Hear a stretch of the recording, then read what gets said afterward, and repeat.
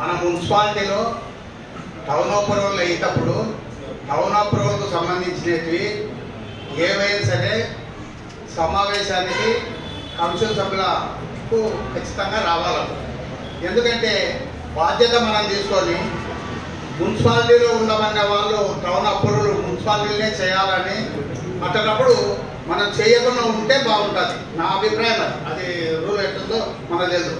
Sir చెప్పాడు మేము ఇక్కడ పెట్టాల్సిన అవసరం లేదు, దానికి ఏదన్నా ఉంటే సంజాయిషి ఇస్తాము అని.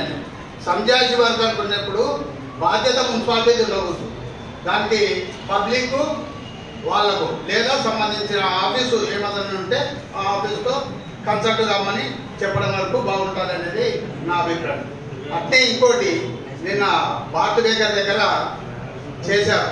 అట్టే జ్యోతమ్మ ఇంటికాడ కూడా కాలువలో నీళ్లు మనం నీళ్ళు ఇచ్చినప్పుడు దాదాపుగా సగం నీళ్లు కాలువలోకి వెళ్ళిపోతాయి. కానీ పైప్ లైన్లో వెళ్ళిపోవడంలో అక్కడ జనానికి ఉపయోగం జరగదు.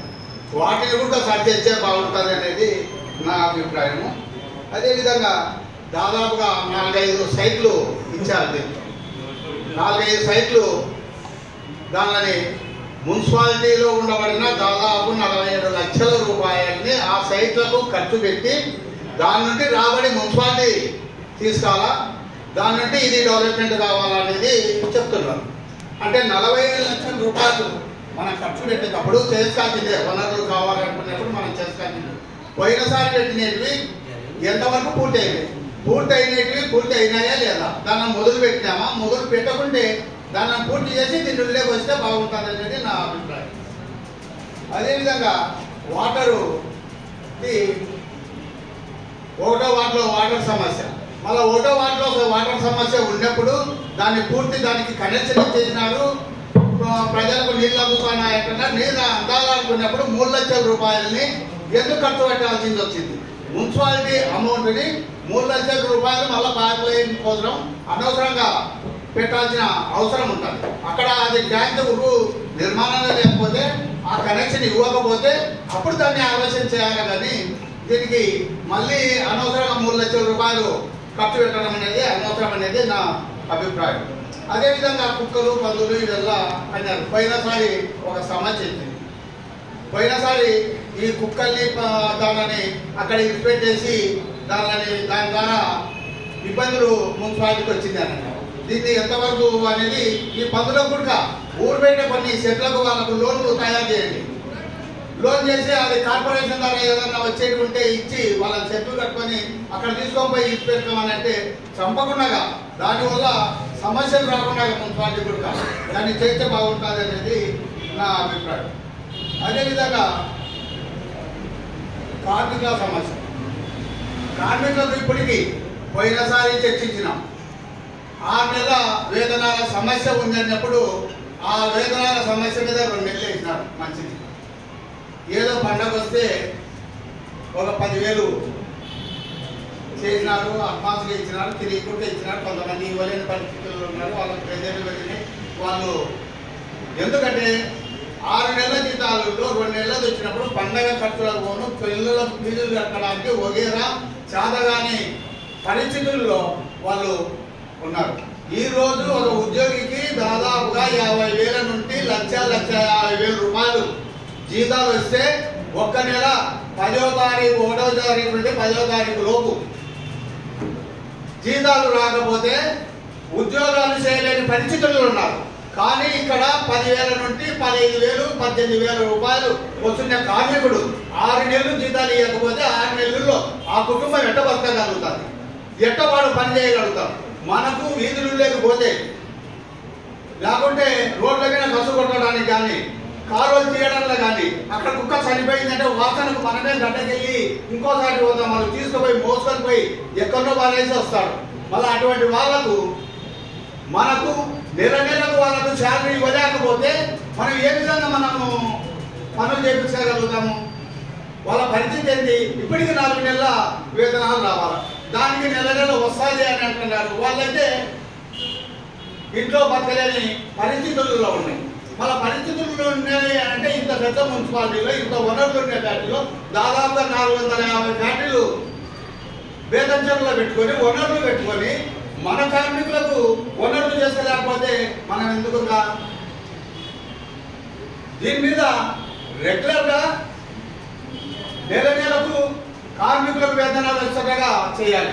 వీధులు లేకపోతే వాటరు రాకపోతే వాటర్ మీద అక్కడ తిరగలేని పరిస్థితి ఉంది.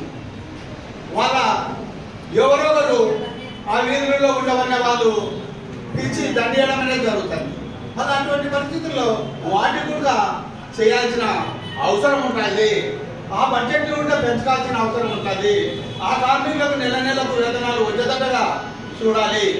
అది ఇప్పటికైనా 4 నెలల పెండింగ్ ఉంది కాబట్టి ఆ 4 నెలల పెండింగ్ కూడా పూర్చేటట్టుగా కమిషనర్ గారు చర్యలు తీసుకోవాలి. 2 సార్లు అడిగినా ఆయన కూడా చెప్తున్నాడు.